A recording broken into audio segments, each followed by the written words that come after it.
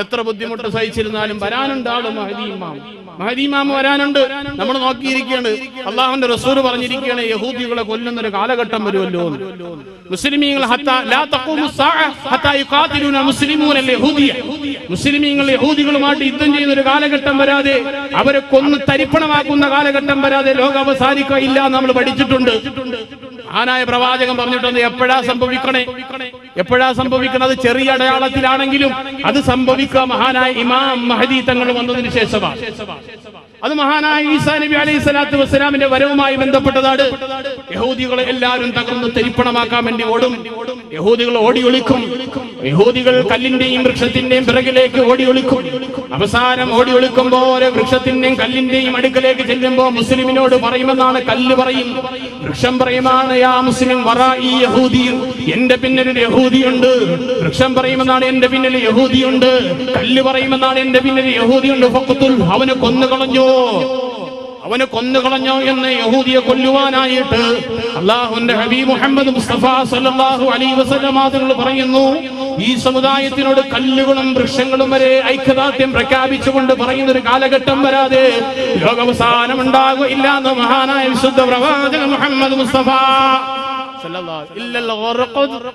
ഓർക്കദ് എന്ന് പറയുന്ന ഒരു വൃക്ഷം ഒഴിച്ച്, അത് നരകത്തിലെ ചെടിയാണ്. നമ്മൾ ഹദീസിനെ കുറിച്ച് പഠിക്കുന്നെങ്കിലും ശരി, പ്രവാചകന്റെ തിരുപ്രവചനങ്ങളും നമ്മൾ പഠിക്കാൻ തയ്യാറാകുന്നെങ്കിലും ശരി, ലോകത്തെ ഏറ്റവും കൂടുതൽ വിശുദ്ധ ഖുർആനും വിശുദ്ധ പ്രവാചകന്റെ തിരു ഹദീസുകളും പഠനത്തിന് വിധേയമാക്കുന്ന വിഭാഗം യഹൂദന്മാരാണ്. അവര് പഠിച്ചു മനസ്സിലാക്കിയിട്ട് അവര് പറഞ്ഞു, എന്തായാലും സംഭവിക്കും, അതുകൊണ്ട് ഉറക്കത് നമ്മൾ നട്ടു വളർത്തുകയാണ്. ഉറക്കതെന്താ? ഞങ്ങൾ നട്ട് വളർത്തുകയാണ്, ഞങ്ങൾക്ക് രക്ഷയ്ക്ക് വേണ്ടി. അവർക്കറിയാതെ സംഭവിക്കും. പക്ഷെ ഇത് എപ്പോഴാണ്? സമീപഭാവിയിൽ ആകാം, പ്രതീക്ഷിക്കാം. മഹദി ഇമാമിന്റെ വരവോടുകൂടി നമ്മൾ പ്രതീക്ഷിച്ചിരിക്കുന്നതാണ്. മഹദി ഇമാം ഒന്നില്ലല്ലോ, ഇനി ഉണ്ടല്ലോ ഒരുപാട് കാലം ലോകം അവസാനിക്കാൻ, അതുകൊണ്ട് ഇങ്ങനെയൊക്കെ തിന്നും കുടിച്ചൊക്കെ പോയാൽ മാത്രം മതി എന്ന് ധാരണ അങ്ങ് പിഴുതെറിയേണ്ട സമയം കഴിഞ്ഞു. നമ്മുടെ ജീവിതത്തിൽ സംഭവിച്ചുകൊണ്ടിരിക്കുന്ന ഈ കാര്യങ്ങളൊക്കെ നമ്മൾ കാരണമായി ലോകാവസാനത്തിന് ഇങ്ങോട്ട് പിടിച്ചു വലിക്കുകയാണ്. പെട്ടെന്ന് ഇങ്ങി വരിക, നമ്മളെ പ്രവർത്തന കാരണമായി നമ്മൾ ഇങ്ങോട്ട് സ്വീകരിക്കുകയാണ്. ലോകം അവസാനിക്കട്ടെ. വീണ്ടും മഹാനായ പ്രവാചകൻ മുഹമ്മദ് റസൂലുള്ളാഹി സ്വല്ലല്ലാഹു അലൈഹി വസല്ലം തങ്ങൾ പറയുന്നു, പ്രവാചകൻ പറയുന്നു, മുസ്ലിമീങ്ങളുടെ ജീവിതം ആർഭാടമാകും. എന്താ? മുസ്ലിമിന്റെ ജീവിതം ആർഭാടമാകുന്ന ഒരു കാലഘട്ടം വന്നു കഴിഞ്ഞാൽ അത് ലോകാവസാനത്തിന്റെ അടയാളമാണ്. ആർഭാടത്തിന് എന്താ കുറവ്? ആർഭാടത്തിന്റെ കാരണമായി കസുറത്ത് തൊലാഖ്, ലോകാവസാനത്തിന്റെ അടയാളമാണ് തൊലാഖ് അധികരിക്കൽ. ലോകാവസാനത്തിന്റെ അടയാളമാണ് തൊലാഖ് അധികരിക്കൽ. നിസാരമാകുന്ന കാര്യങ്ങൾക്ക് വേണ്ടി വിട്ടുവീഴ്ചകൾക്ക് മനോഭാവമില്ലാതെ മുന്നോട്ട് പോകുന്ന ഒരു കാലഘട്ടം വന്നാൽ അത് ലോകാവസാനത്തിന്റെ അടയാളമാണ്. വിശുദ്ധ പ്രവാചകൻ മുഹമ്മദ് മുസ്തഫ സല്ലല്ലാഹു അലൈഹി വസല്ലം തങ്ങൾ പറയുകയാണ്.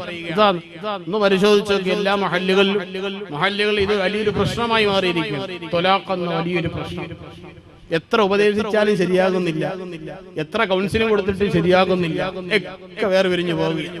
അല്ലാഹു തആല നമ്മുടെ കുടുംബജീവിതത്തെ റാഹത്തും സന്തോഷവും ഐക്യവും നൽകി അനുഗ്രഹിക്കുമാറാകട്ടെ. നമ്മളെ മക്കളുടെ കുടുംബജീവിതത്തിൽ അല്ലാഹു തആല ഒത്തുണക്കവും ഐക്യവും നൽകി അനുഗ്രഹിക്കുമാറാകട്ടെ. ഇസ്ലാമിന് നിക്കാഹിന് സ്ഥാനം 3-2 പൂർത്തീകരിക്കേണ്ടതാണ്. ഏറ്റവും ലഘുവായ കാര്യത്തിന് ഇത്രയും അധികം ആർഭാടത്തോടു കൂടി നടത്തുന്ന ഒരു കാലഘട്ടം ലോകാവസാനം തന്നെയാണ്. ഗാനമേള, പാട്ട് കേൾക്കാതെ, ഐഡിയ സ്റ്റാർ സിംഗറും ഇന്ത്യൻ വോയിസ് ഒന്നും കിട്ടാതെ നമുക്ക് ജീവിക്കാൻ പറ്റാത്തൊരു കാലഘട്ടം. നമുക്ക് രസം അവിടെയാണ്.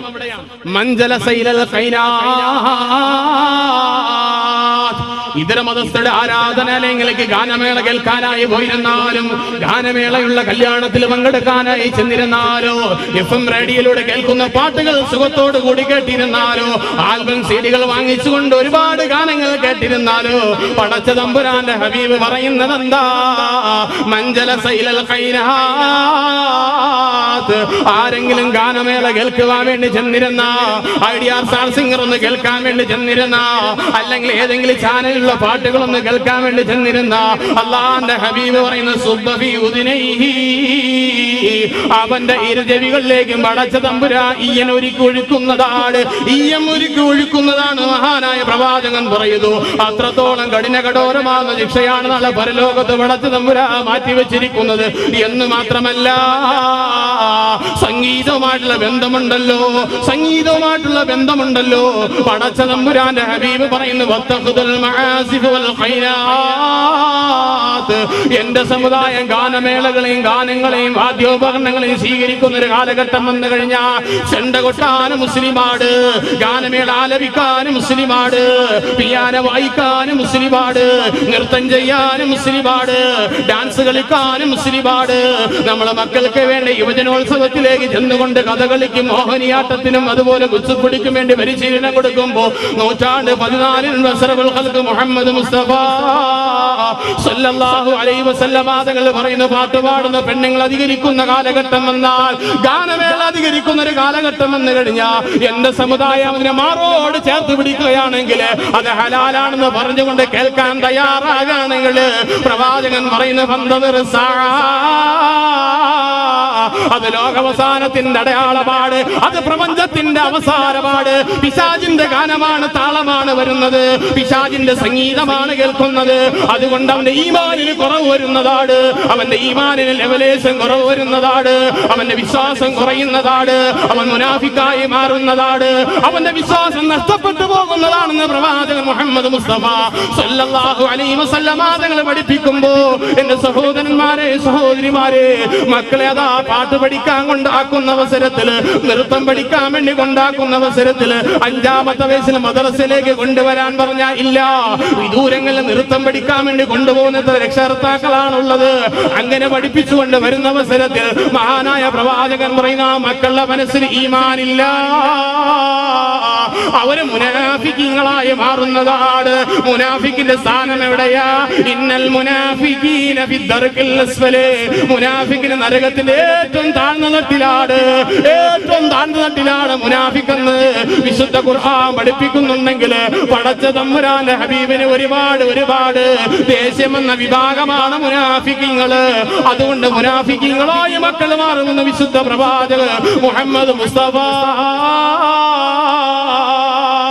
അതുകൊണ്ട് മുസ്ലിം സഹോദരന്മാർ സഹോദരിമാർ മക്കളെ വിവാഹവുമായി ബന്ധപ്പെട്ട് ആർഭാടരഹിതമായ രീതിയിൽ ഗാനമേളകളൊന്നും ഇല്ലാതെ അടിച്ചു പൊളിക്കാതെ നല്ല രീതിയിൽ നടത്തിയാൽ കസറത്ത് ത്വലാഖൊക്കെ ഒന്ന് കുറഞ്ഞു കിട്ടും, ത്വലാഖിന്റെ എണ്ണമൊക്കെ ഒന്ന് മാറിക്കിട്ടും, അത് കുറവാകും. അവിടെ മലക്കുകളുടെ ആഗമനമില്ല, പ്രാർത്ഥനയ്ക്ക് മലക്കുകളിലെ ആമീനില്ല, മലക്കുകൾ ഒരുമിച്ച് കൂടിയിരുന്ന ദുആയിൽ പങ്കെടുക്കലില്ല.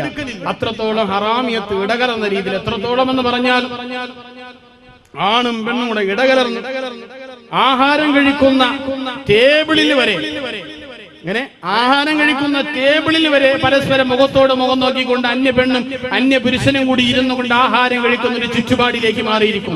പണ്ട് കാലങ്ങളിൽ ആദ്യ പുരുഷന്മാർക്ക് അവസരം കൊടുക്കും, അവര് തീർന്നതിന് ശേഷം സ്ത്രീകൾക്ക് അവസരം കൊടുക്കുമായിരുന്നു. ഇപ്പൊ നമ്മളെ സ്ത്രീകൾക്ക് ക്ഷമിക്കാനുള്ള പവറൊന്നും ഇല്ല, എല്ലാം നഷ്ടപ്പെട്ടു പോയി. ആദ്യം കാക്കമാര് ചെന്ന് തുറക്കുന്നതിന് മുമ്പ് താത്തമാർ അതിനെ കൂടെ കയറിക്കോളും. അവസാനം കാക്കമാര് ചെന്നെത്തുമ്പോൾ സീറ്റൊക്കെ ഫുള്ളായി ഇടയ്ക്കിടയ്ക്ക് ഒഴിഞ്ഞിടപ്പുണ്ട്. കുഴപ്പമില്ല, നമ്മുടെ വീട്ടിന്റെ അയൽവാസിയല്ലേ എന്നൊരു ബിസ്മില്ല അലാമില്ല റസൂലില്ല എന്ന് അടങ്ങിയിരിക്കും. ഒരു പരിചയമില്ലെങ്കിൽ അങ്ങ് ഇരിക്കും. പിന്നെ സംസാരമായി. കൂട്ടത്തിൽ മൊബൈൽ നമ്പർ എത്രയാ, കൂട്ടത്തിൽ മൊബൈൽ നമ്പർ എത്രയാ? അപ്പോൾ ചാത്തറിയോ കുഴപ്പമില്ല, മൊബൈൽ നമ്പർ നമ്മൾ അടുത്ത ആളല്ലേ എന്ന് പറഞ്ഞാൽ കൊടുക്കും. ആദ്യം ഒരു വിളി, പിന്നെ ഒരു മിസ് കോള്, പിന്നെ മിസ് കോള് കൂടും, പിന്നെ ചെറിയ സംസാരമായി. താത്താര ഭർത്താവ് ഗൾഫിലാണ്, പിന്നെ വീട്ടുകാര്യങ്ങളായി. കാര്യങ്ങളൊക്കെ കൂടി കൂടി കൂടി കൂടി വന്ന് ദിവസങ്ങൾ കഴിഞ്ഞ് ഭർത്താവ് നാട്ടിൽ വരുമ്പോൾ ഭാര്യയില്ല. ഇതാ മസത്ത് ഉമ്മത്തി അൽ മൈതാ, എന്റെ സമുദായം അഹങ്കാരത്തോടു കൂടി ലോകത്ത് നടക്കുകയാണെങ്കിൽ, എന്റെ സമുദായത്തിന് അഹന്ത കടന്നു വരികയാണെങ്കിൽ, റോമിലുള്ള യൂറോപ്പിലുള്ള അമേരിക്കയിലുള്ളതായ ജോലിക്കാർ വന്നുകൊണ്ട് സൗദിയിലേക്ക് പണിയെടുക്കാൻ വന്നു കഴിഞ്ഞാൽ, അവരുടെ ഫാക്ടറികളിൽ അമേരിക്കയിൽ വന്നുള്ള ആൾക്കാർ വന്നുകൊണ്ട് ജോലി സ്ഥാപനങ്ങൾ സൗദി അറേബ്യയിൽ തുടങ്ങുന്ന ഗൾഫ് രാജ്യങ്ങൾ തുടങ്ങിക്കഴിഞ്ഞാൽ, അവർക്കുള്ള ഖിദ്മത്തിന് വേണ്ടി അമേരിക്കക്കാര് കടന്നു വന്ന, റോമാ സാമ്രാജ്യത്തിലുള്ള ആൾക്കാർ കടന്നു വന്ന, യൂറോപ്പ് യൂറോപ്യൻ രാജ്യങ്ങൾ ജനങ്ങൾ സൗദി അറേബ്യയിലേക്ക് കടന്നു വന്ന അത് ലോകാവസാനത്തിന്റെ അടയാളമാണെന്ന് മുഹമ്മദ് മുസ്തഫ. സൗദിയുടെ ചെരുപ്പ് നക്കാനായിട്ടതാ അമേരിക്കക്കാരന്റെ ജോലിക്കാര് വരികയാണ്, റോമിന്റെ ജോലിക്കാര് വരികയാണ്. അങ്ങനെ